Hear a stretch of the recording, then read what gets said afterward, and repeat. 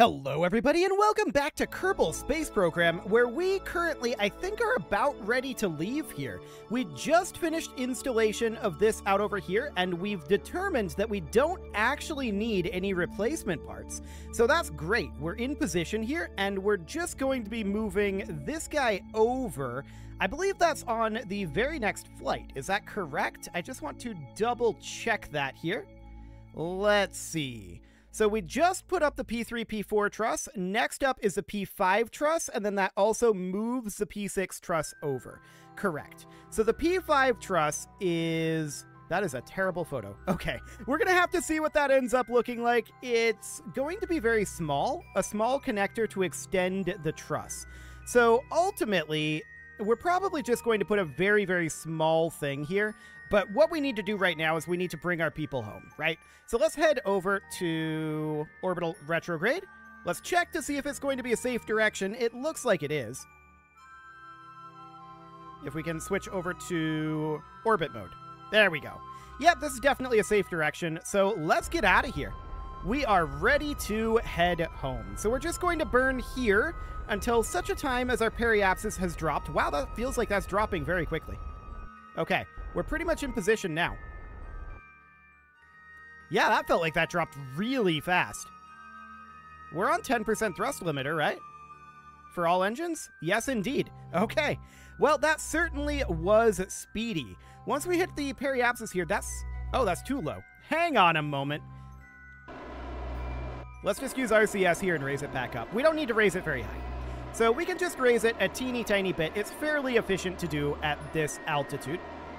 So, there we go. That'll do.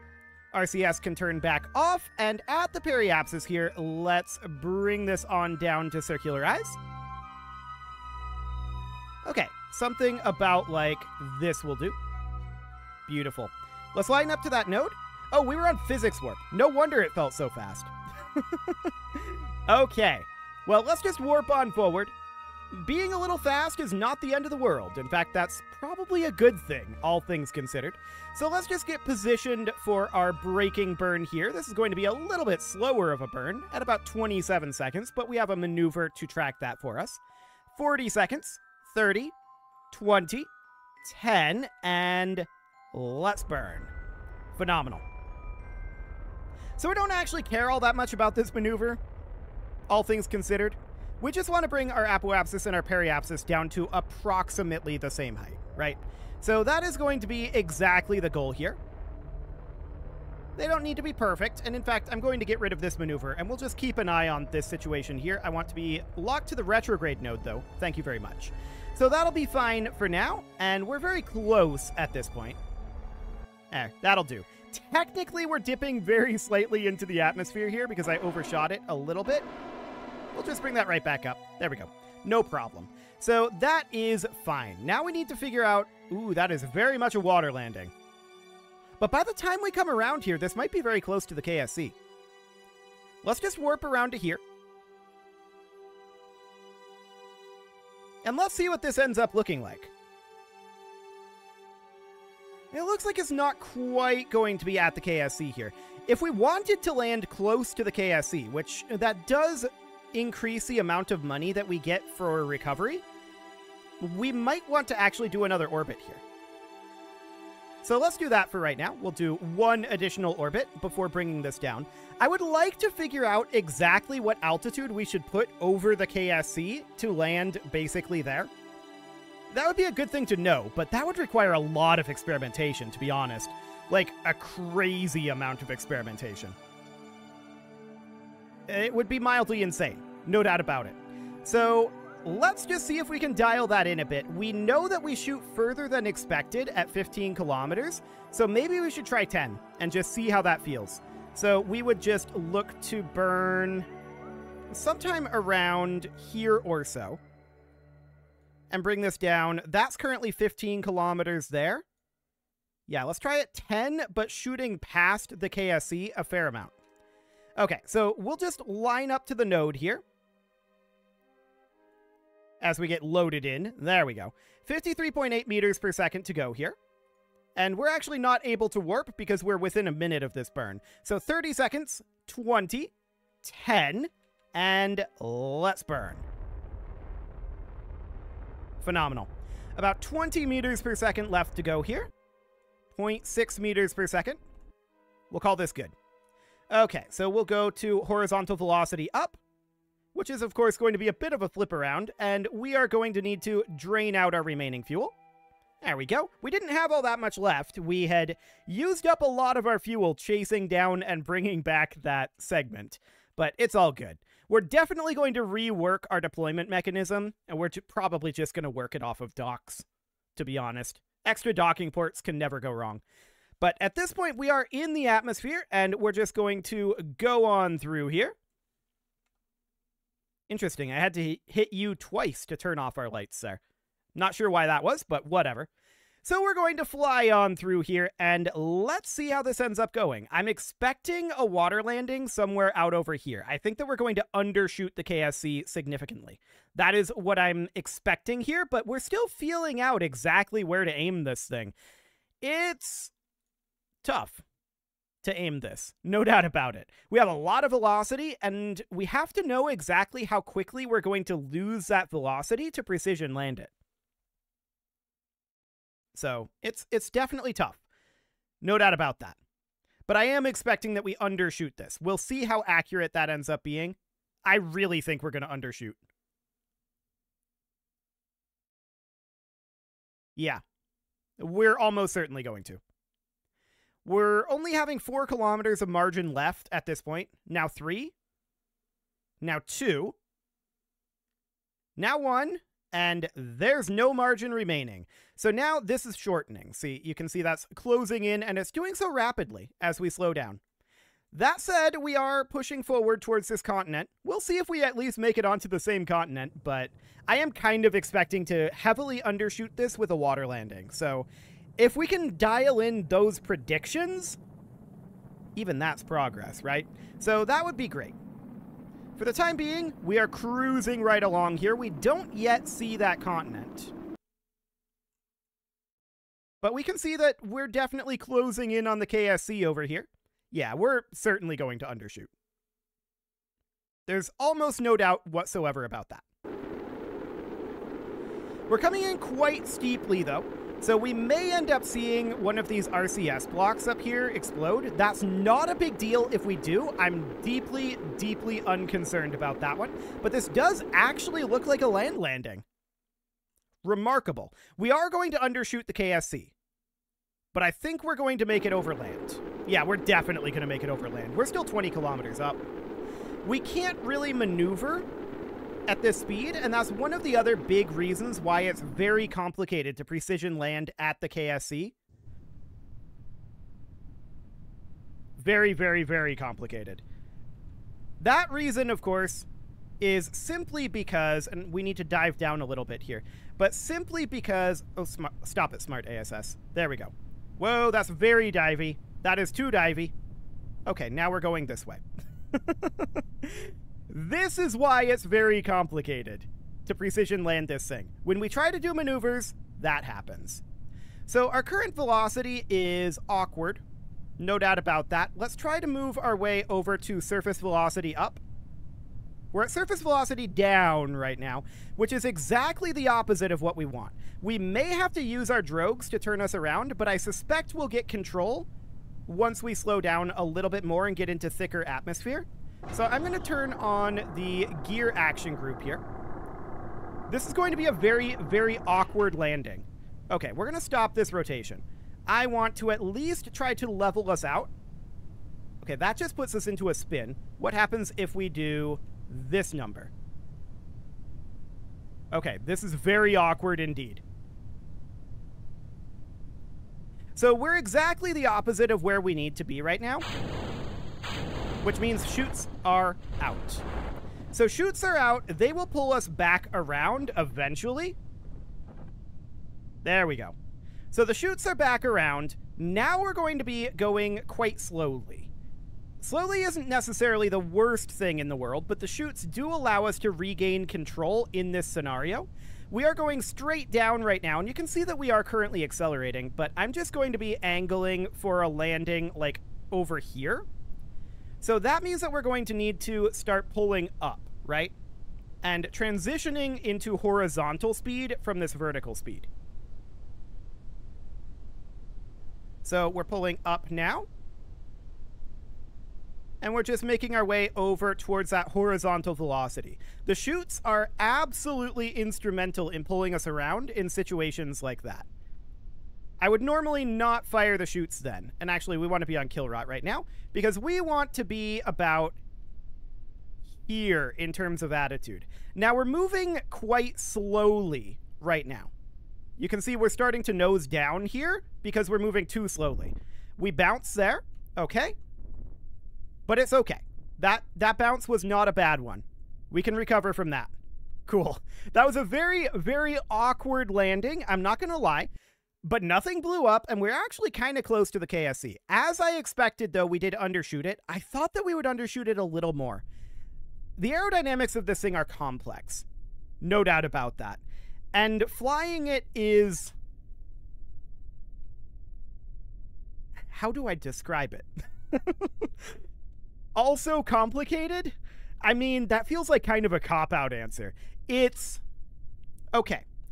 We have the aerodynamics of a brick, right? And you're flying that. And your only way to control it is via these elevons. And that's what you've got. It's very, very rough. That said, we haven't managed to lose a shuttle yet, despite having some very sketchy landings. And this was definitely one of them. We're going to go back to the Space Center here. This flight is, of course, over, and we're going to need to get our payment for this flight. So let's get loaded in here, and we can determine what this P5 truss ends up actually being. I don't know what that is going to be. As I'm trying to tab out and look at it, unfortunately, the game has stopped responding. It'll get there. There we go. Now it's starting to get there. Fantastic. So the P5 truss. The best image that I can find of the P5 truss is actually on our configuration map, which is not great. It's this guy over here, and it's really just a small extender, right? Just to add in a little bit of space here. To be honest, I'm not sure if we need one with our setup that we have here. But maybe just a little bit of a spacer is not a bad idea. This would not need to be much of one at all. Let's hop on back over here, and I want to get our payment in before we forget. There we go. Cool. So that's all looking good. Let's hop into the VAB, and we're going to design ourselves just a teeny tiny little spacer. It really doesn't need to be much, and that does mean we can probably get our launch of our next mission done this episode yet, which would be absolutely phenomenal. I'd be very, very happy about that. So we're going to grab the P3, P4 truss module, which is the last flight that we just did, and we're going to open this on up. So, of course, that's currently folded up. We're going to take all of these parts out of here. I'm going to call this the P5 truss module. Okay, and we're going to save this for now. We do want to rework this delivery system. It's absolutely a problem. So we're going to replace it with a docking port, although I'm going to fold this out just so that we have an easier time working on it. Inside of that cargo bay is definitely spicy. So we are going to grab this guy. There we go. And then we're going to duplicate it and rotate that right on back around, just like so. Now, as far as the spacing on this goes, the P5 truss, is there a better image of it? Not really? Not really at all. Okay. So that is very, very sad. Let's see what we can find over here. Now, we definitely have the P5 truss here. The S3, S4 truss is going to be functionally identical to the P3, P4 truss, and so is the S5 truss here. And then we're going to need eventually, this is the relocation of the P6 truss. I was actually going to do that on this P5 truss flight, but that actually happens with the flight that's taking up the Harmony module. That's good to know. That's very good to know. And then the S6 truss is way down here. Okay, that is significantly down there. No doubt about that. So the P5 truss is the next thing. So we've got like these images here, right? So it's teeny tiny. Absolutely, there's not a lot here. So this is the setup that we have basically right now, right? This is actually this looks a lot like what we have. Wow, I hadn't seen it in this configuration. That really looks a lot like what we have. Okay, I like it. I'm very, very happy to see that. We don't have the Soyuz hanging out up here, but otherwise, very similar. No doubt about that one. So basically, what we're going to be looking to do is add in this tiny little extension segment. It is minuscule. And that was a whole flight, huh? Checking in over here, we can see that we've got the P5 truss on the STS-116. That's probably primarily a crew supply mission or something. Main goals of the mission were delivery and attachments of the ISS's P5 truss segment, a major rewiring of the power system, and exchange of personnel. Okay, so this was kind of the whole goal. Fascinating. So we really, really don't need much here. Okay. I think all I'm going to do is I'm going to put in... I kind of want this to be... I'm thinking about our current structure that is there right now, right? We could obviously do this, but I don't want it to be that. I actually want it to be this, like that. But then we need to move this, and I'd like to move it to be about here. And this is basically the whole truss structure. So this is designed to be positioned in there and fit in broadly with what was already there. So if we were to look at this image again, so what we're going to have here is we've got this like flat area right here. Did we have a radiator here? I think we did not have a radiator here. We might want to bring a radiator to fill that in. I did not realize there was a radiator there. If there is, then we should definitely have a radiator there. No, we do have a radiator there. I'm dumb. We absolutely do. So with our setup here, these are modular girder segments in like a straight line configuration, right? But we've got this here. The micronode would be like right inside of here. Uh-huh. Okay. In that case, I think what we need to be doing is exactly something like what we have here. So it's just going to be that, and then we'll grab our docking port junior, which, hang on, we have a second docking port junior here, right? We need to pop this guy out a wee bit. Yeah, I want to toggle the snapping here and have this go about there. Then I want to grab another docking port junior, and we'll just slap this guy on right about here. I'd like to snap that into position. There we go. And that's pretty much the whole thing that we're going to have there.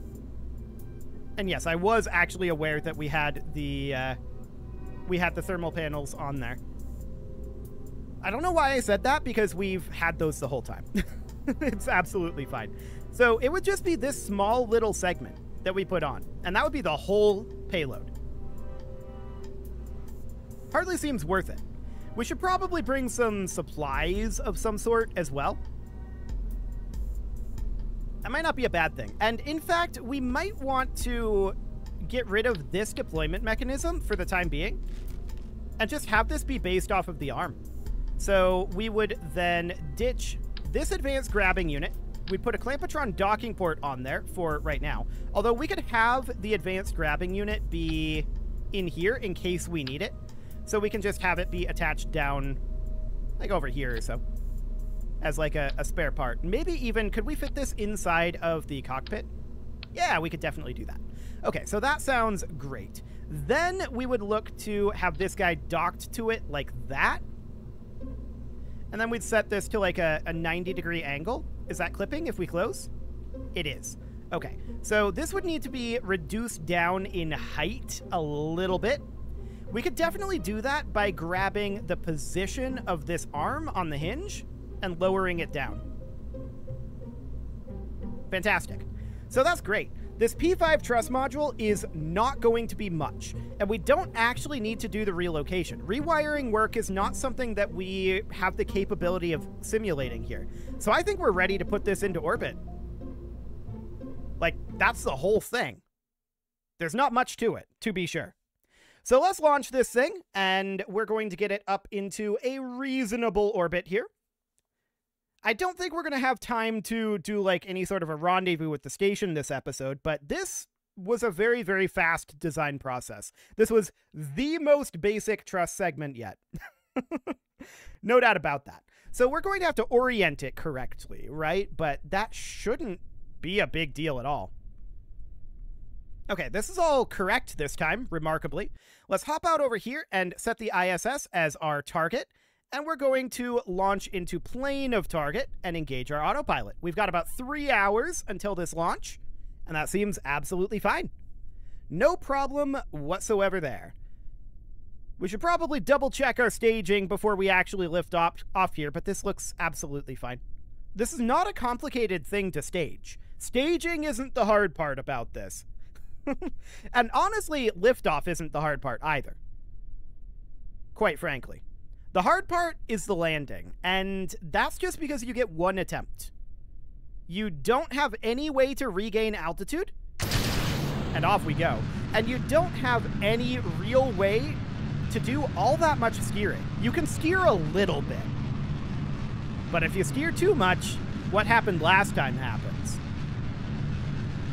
Although that wasn't the worst thing in the world. It was definitely recoverable due to our drones. No doubt about that. Okay, we're going the same direction we have been the last few launches. We're going to be heading this way, and that's absolutely fine. We've been in the same phase of the orbit, I guess, this whole time.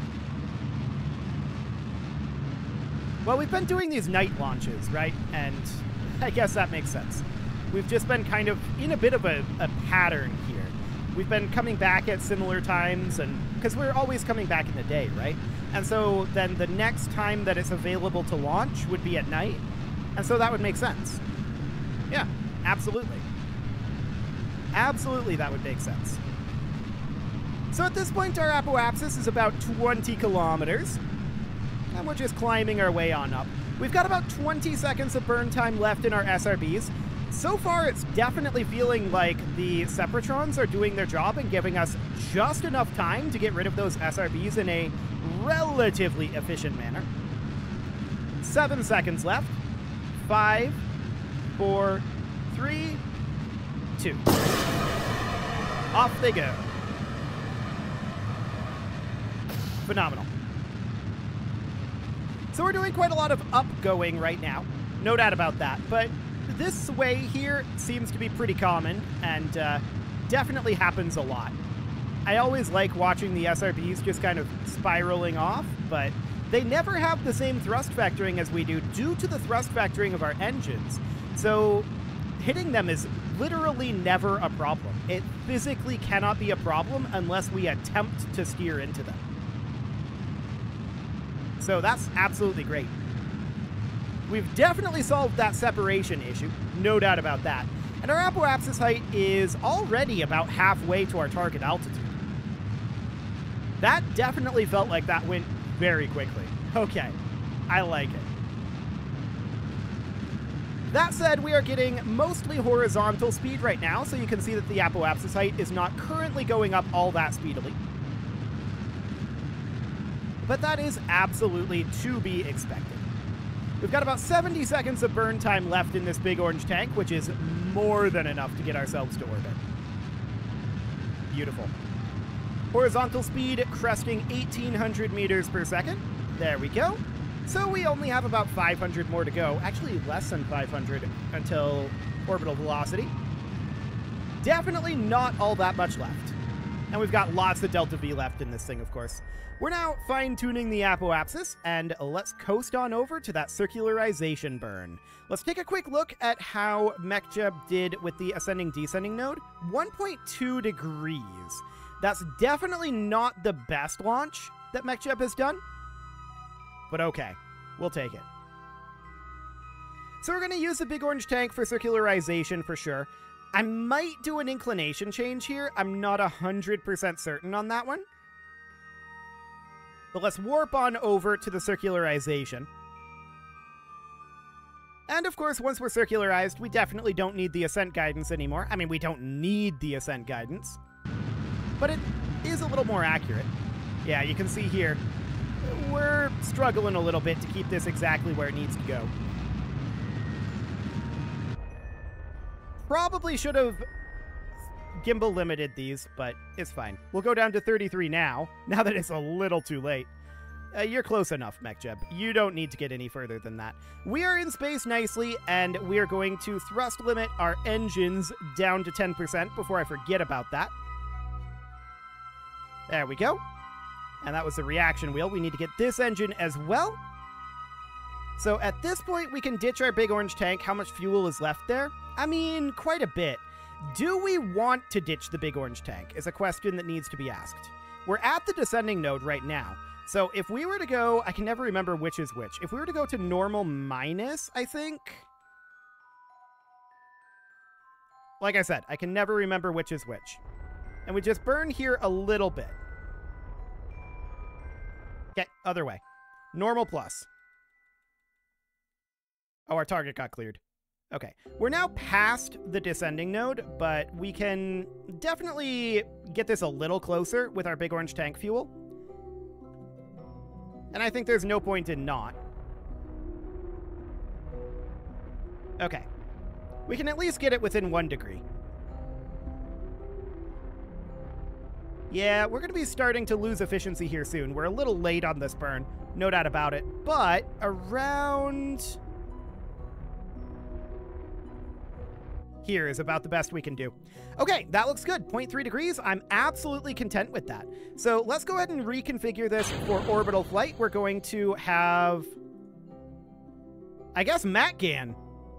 Why do we have our, like, B team here? Okay, I guess we're going to have MatGan do this. Good thing we've got an engineer. Things would be problematic without an engineer. I mean, we've been able to do it before, but it's spicy. No doubt about it. We could probably just leverage MechJeb to handle most of the offset thrust issues, though. That probably wouldn't be too bad if we did that, to be honest. Okay, let's get these struts removed. We do have an engineer, so that's all good.